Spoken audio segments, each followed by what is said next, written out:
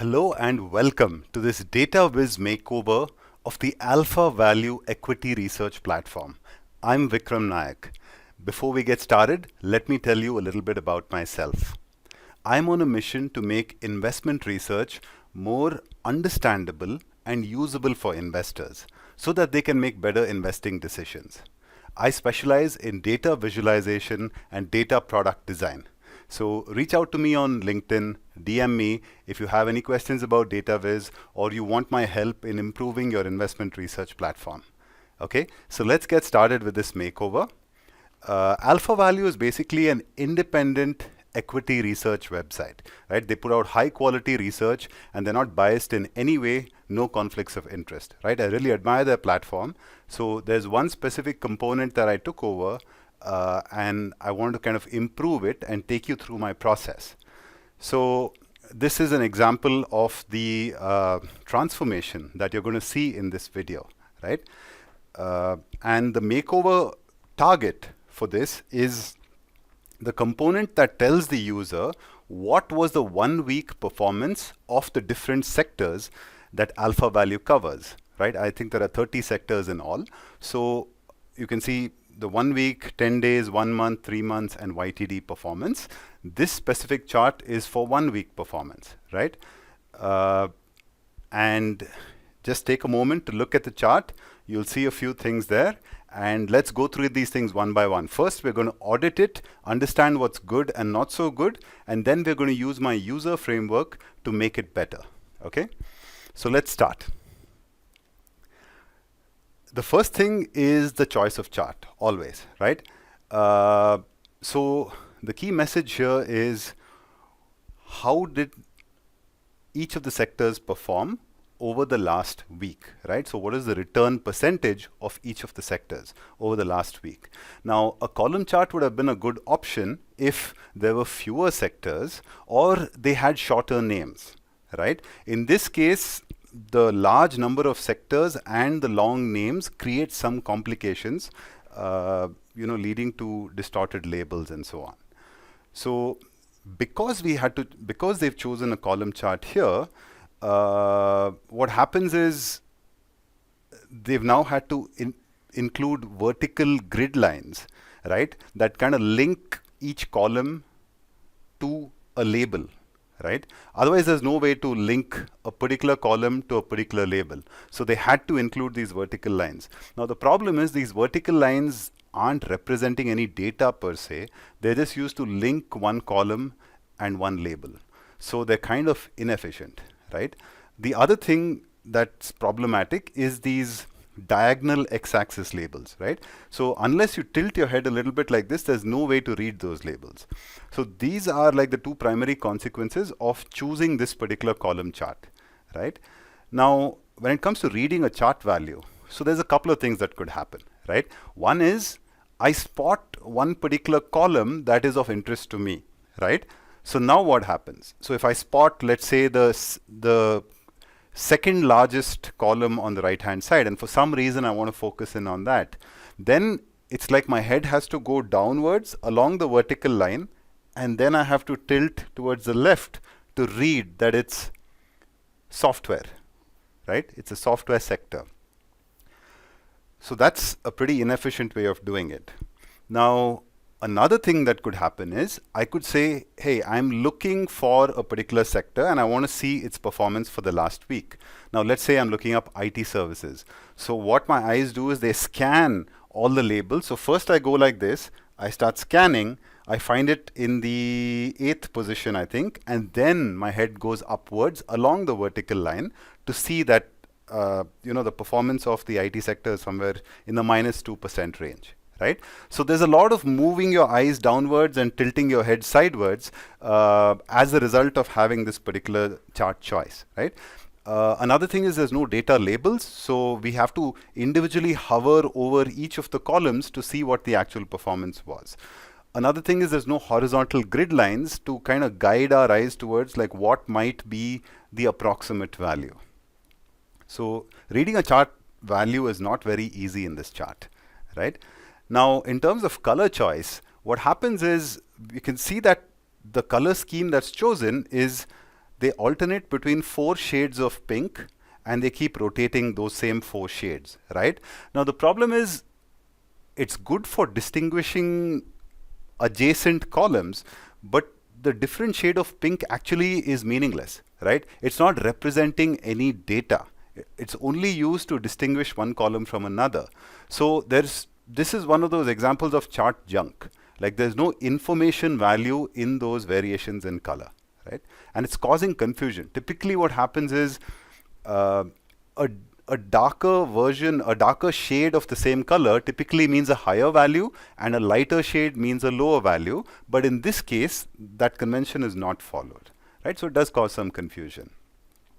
Next, when you look at the y-axis, you can see that it shows -4%, -6%, -8%, but there's a 0.00, and the 0.00 is extra. It's just extra load on the screen that is not helping the user in any way. So even if we had -2%, -4%, -6% without the decimal places, it would work just as well.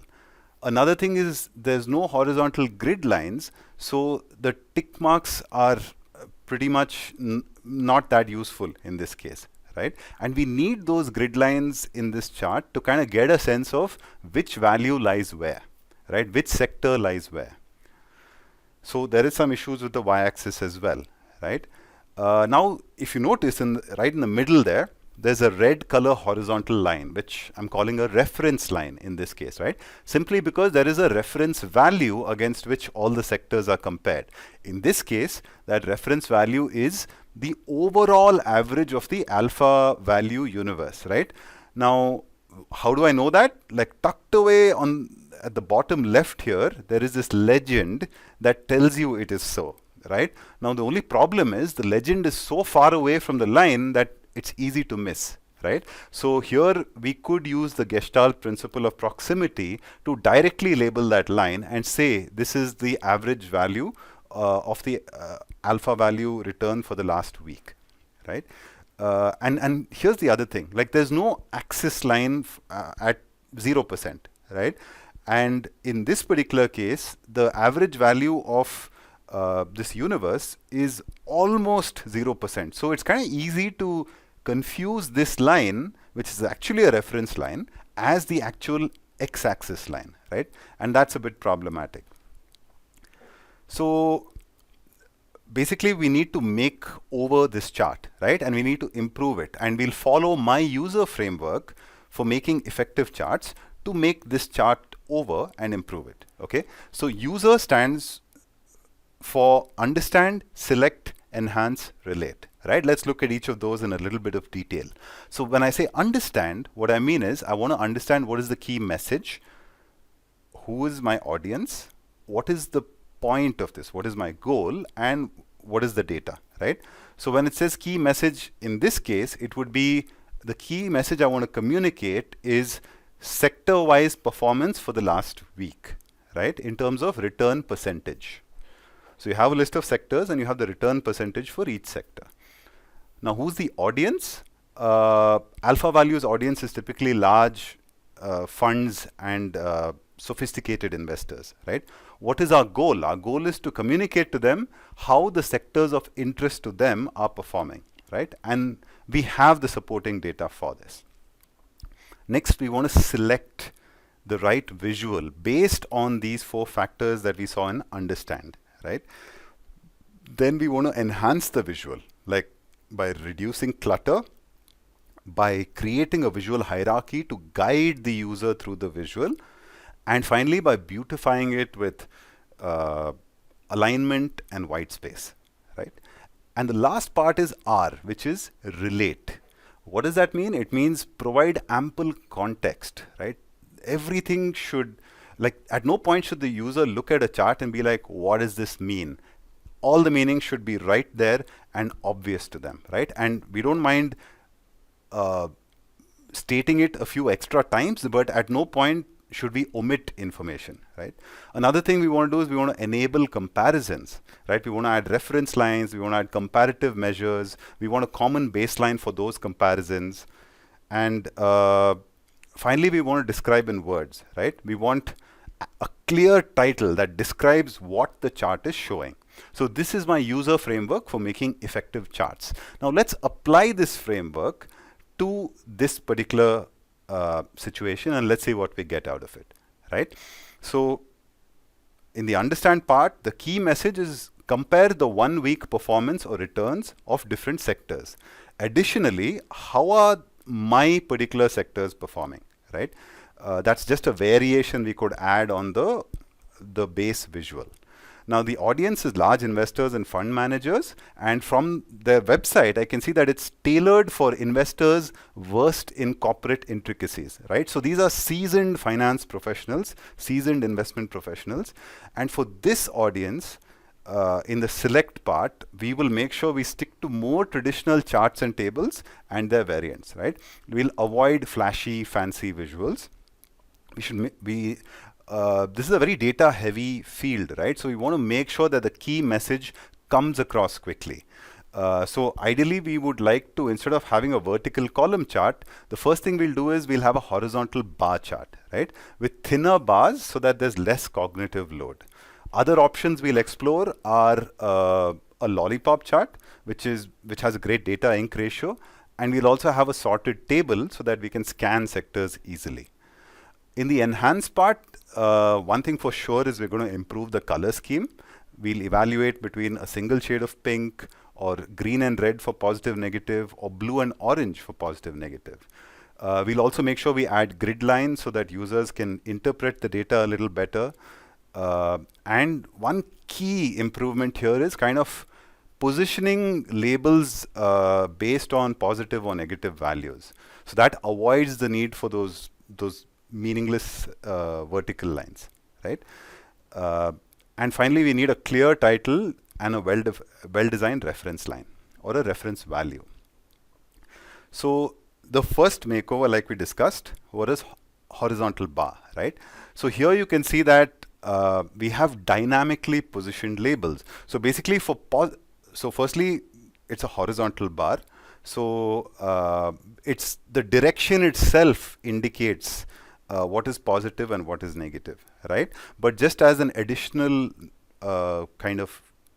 additional way for interpretation, we've kind of made it green and red over here to indicate positive and negative, right? Now for the positive values, you have the labels on the left hand side, and for the negative values, you have the labels on the right hand side. So within the same axis line, we've kind of kept it super compact, right? The user doesn't have to kind of take their finger, go all the way to the side and be like, this is the value corresponding to this sector. Here it's quite obvious on the spot, right? So we have a clear axis title, we have clear axis labels, and we have light grid lines to guide the user, right? So this is our base, the horizontal bar. Now let's explore some variations, right? Like what I like to do is I like to introduce one variable at a time and make decisions in isolation and then start putting it all together, right? So the first step would be evaluate how thick you want the bars to be in this horizontal bar chart, right? On the left we have a thin bar, on the right we have a thick bar. Now take a moment and look at it, but at least from my perspective, the bars on the right kind of indicate the distribution of the data a little better, but they aren't as easy to interpret for individual sectors as the thin bars on the left hand side of your screen, right? For example, if I want to look at consumer durables, then I can kind of very easily figure out what the length of the line is, and it's near the first grid line, so it must be close to about 1.8%. So in this case, let's just go with the thin bars, right? So that's the first decision we made. Now let's go to the second decision. What is the color scheme we want, right?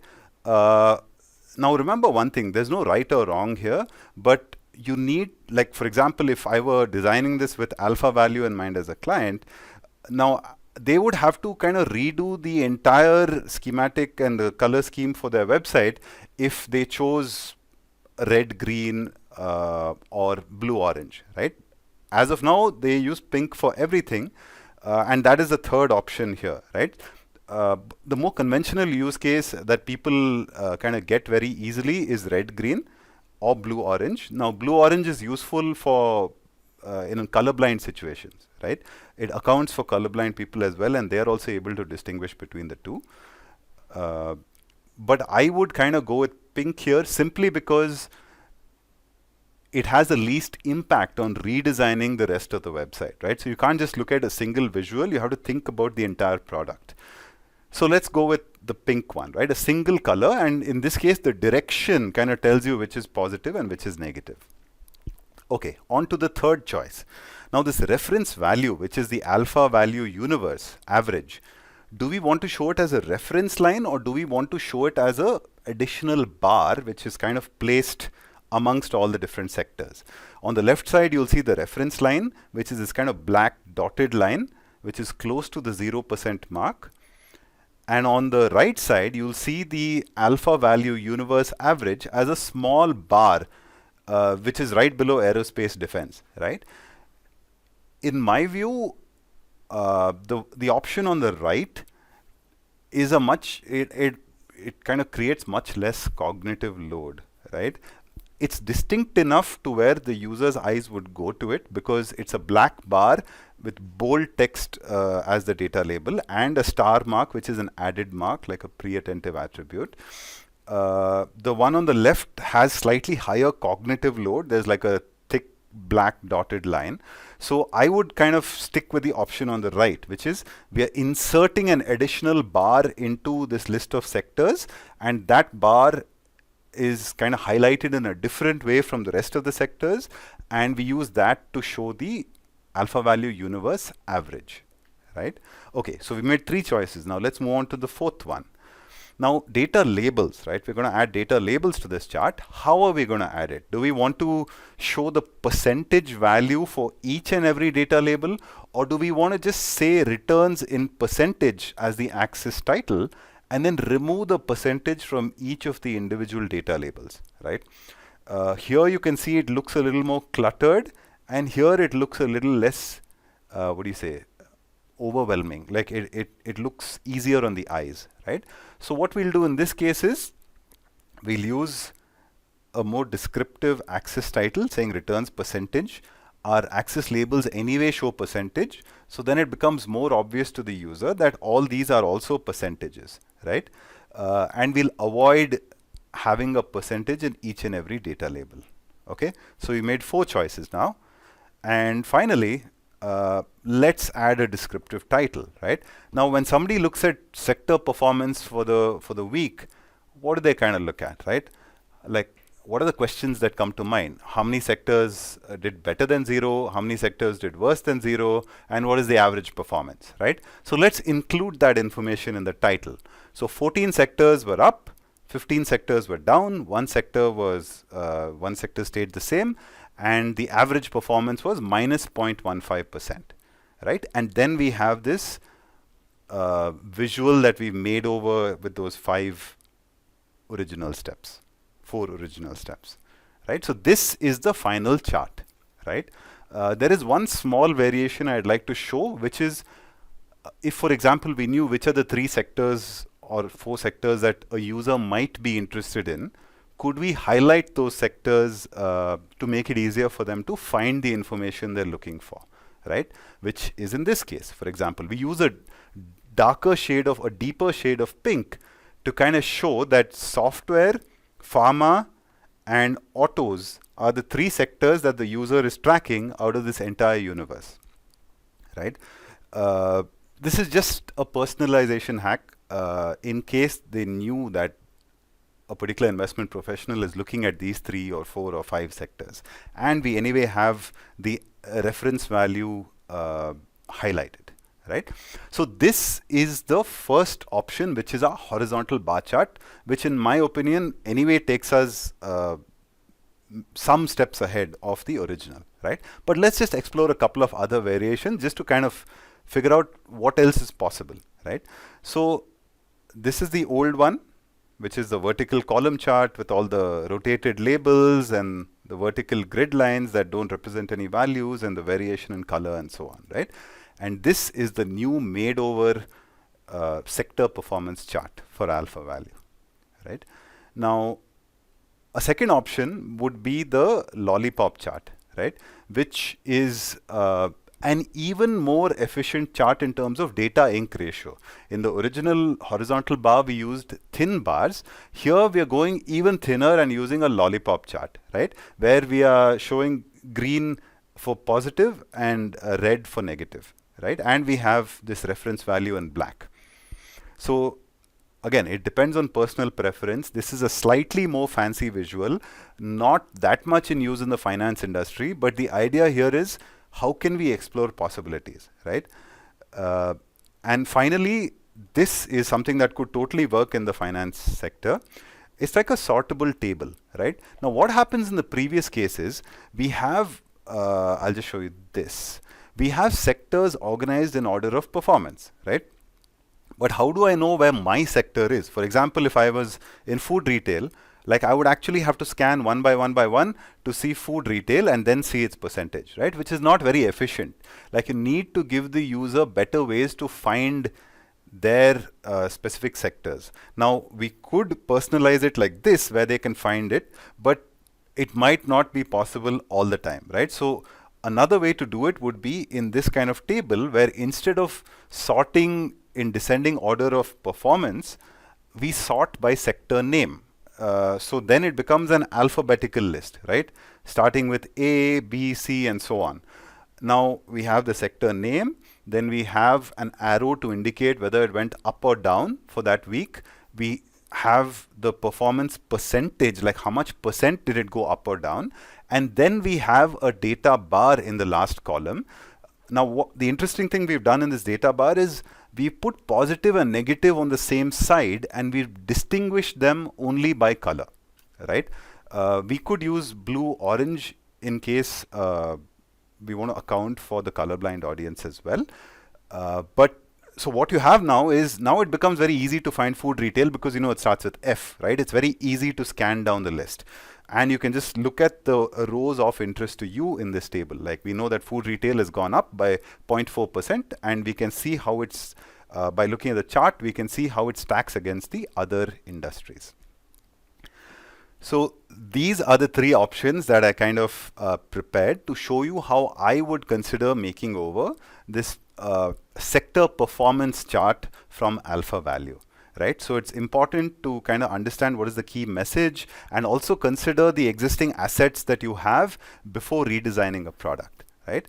And just as a closing note, I'm on a mission to make financial and investment research more understandable and usable for investors, right? So that they can make better investing decisions. And I specialize in data products and data visualization. So if you're interested in any of these fields, or you feel like you could use my help or just a conversation with me to think through your investment research product a little better, please DM me on LinkedIn. I look forward to speaking with you. Till then, take care.